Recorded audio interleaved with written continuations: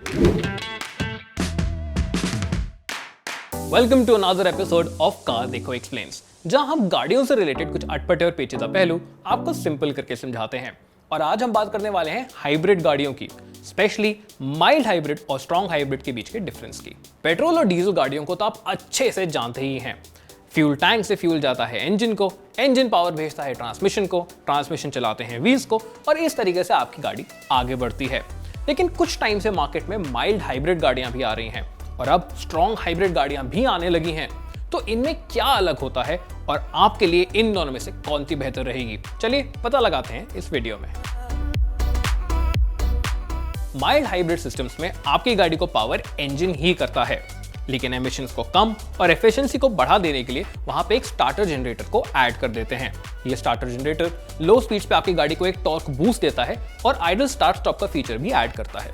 Strong hybrid systems में गाड़ी को पावर दोनों इंजन और एक इलेक्ट्रिक मोटर करते हैं। इनके साथ आपकी गाड़ी प्योर इलेक्ट्रिक, प्योर इंजन और हाइब्रिड मोड पे भी चल सकती है।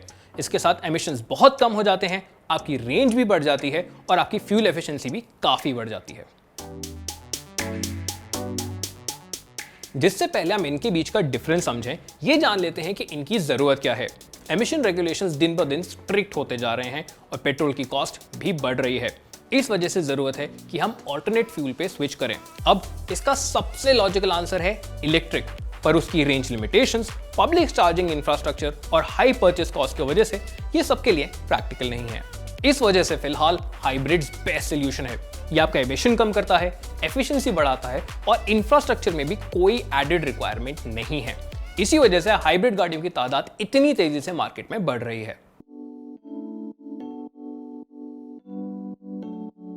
माइल्ड हाइब्रिड गाड़ियों में यूजुअली एक 48 वोल्ट का सिस्टम ऐड होता है। अब यहाँ पे इंजन और ट्रांसमिशन सब तो सेम ही रहता है, लेकिन एक स्टार्टर जनरेटर आपकी गाड़ी के रेगुलर स्टार्टर मोटर को रिप्लेस कर देता है और यहाँ पे एक बहुत छोटी लिथियम आयन की बैटरी भी ऐड हो जाती है। इस स्टार्टर जनरेटर के दो काम हैं। पहला, आपकी गाड़ी को आइडल स्टार्ट स्टॉप का फीचर देना। तो जब आप ट्रैफिक में या रेड लाइट पे खड़े रहते हैं तो आपकी गाड़ी फ्यूल भी बर्न नहीं कर रही है और एमिशंस भी प्रोड्यूस नहीं कर रही है। इसका दूसरा काम है ब्रेक एनर्जी को रिकवर करना। तो जब आप कोस्ट कर रहे होते हैं तो उसी ब्रेक एनर्जी से ये अपनी बैटरी को रिचार्ज कर लेता है। इसका एक और इंपॉर्टेंट काम है, वो है आपके इंजन को एक छोटा सा बूस्ट देना।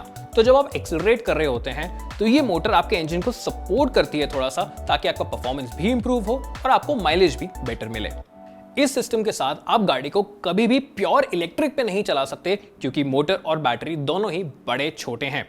इस सिस्टम का मेन काम है कि वो एमिशंस को कम करे और आपको थोड़ी सी फ्यूल एफिशिएंसी बेटर दे। और क्योंकि यहाँ पे जो एडेड कंपोनेंट्स हैं वो भी छोटे हैं, इस वजह से गाड़ी के ऊपर कोई भी सिग्निफिकेंट प्राइस हाइक नहीं आता। Unlike mild hybrids, strong hybrids आपको प्योर इलेक्ट्रिक पे गाड़ी चलाने की क्षमता देते हैं और इसी वजह से यहाँ पे जो बैटरी पैक और मोटर है वो काफी बड़ा और पावरफुल होता है। और यहाँ पे गाड़ी चलाने के सिस्टम में भी एक इंपॉर्टेंट चेंज आता है। जो इंजन है अब उसका प्राइमरी काम गाड़ी को चलाने का नहीं, बल्कि एक जनरेटर की मदद से बैटरीज को रिचार्ज और मोटर को करंट देने का है। और ये जो इंजन होता है ये भी रेगुलर ऑटो साइकिल पे काम नहीं करता, एटकिंसन साइकिल पे काम करता है, जो कि क्रूजिंग के लिए ज्यादा एफिशिएंट होते हैं। जब आप गाड़ी चलाना शुरू करते हैं और लो स्पीड्स पे कम्यूट कर रहे होते हैं तो गाड़ी प्योर इलेक्ट्रिक पे चलती है। इंजन बंद रहता है और जो बैटरी है वो इलेक्ट्रिक मोटर को पावर देती है गाड़ी को चलाने के लिए। अब जब तक कि बैटरी का चार्ज खत्म नहीं हो जाता या फिर आपको थोड़ा स्ट्रॉन्ग एक्सेलरेशन की जरूरत नहीं पड़ती, तब तक ये इंजन बंद ही रहेगा। ये है प्योर ईवी मोड। जब आपकी करंट या पावर रिक्वायरमेंट्स बढ़ जाती हैं तब इंजन ऑन हो जाता है, लेकिन अब भी आपकी गाड़ी को चला तो एक इलेक्ट्रिक मोटर ही रही है। इंजन सिर्फ जनरेटर की मदद से बैटरीज को रिचार्ज कर रहा है और मोटर को करंट सप्लाई कर रहा है। इसे बोलते हैं हाइब्रिड मोड। जब आप हाईवे पे क्रूज कर रहे होते हैं तब मोटर कट ऑफ हो सकती है और इंजन डायरेक्टली व्हील्स को भी पावर कर सकता है और इस ड्यूरेशन में ये जनरेटर की मदद से बैटरीज को भी चार्ज कर सकता है। और यहाँ पे भी जब आपको एक पावर का रिक्वायरमेंट आएगा तो इंजन और मोटर साथ मिलके व्हील्स को भी पावर कर सकते हैं। अब क्योंकि गाड़ी मोस्टली इलेक्ट्रिक मोटर से ही चल रही है और इंजन चल के भी मोटर को ही पावर कर रहा है, इस वजह से यहाँ पे आपको शानदार एफिशिएंसी मिलती है और एमिशंस भी काफी कम हो जाते हैं।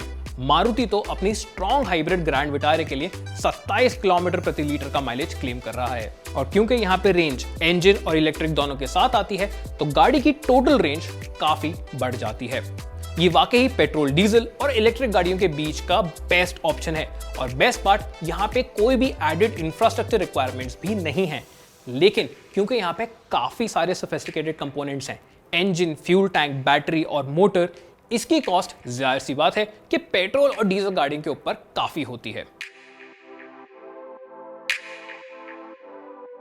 बहुत जल्द माइल्ड हाइब्रिड सिस्टम्स सभी गाड़ियों में आने लगेंगे, क्योंकि ये एफिशिएंसी बढ़ाते हैं और एमिशंस को भी कम करते हैं बिना किसी सिग्निफिकेंट एडेड कॉस्ट के। इस वजह से ये काफी फायदेमंद हैं।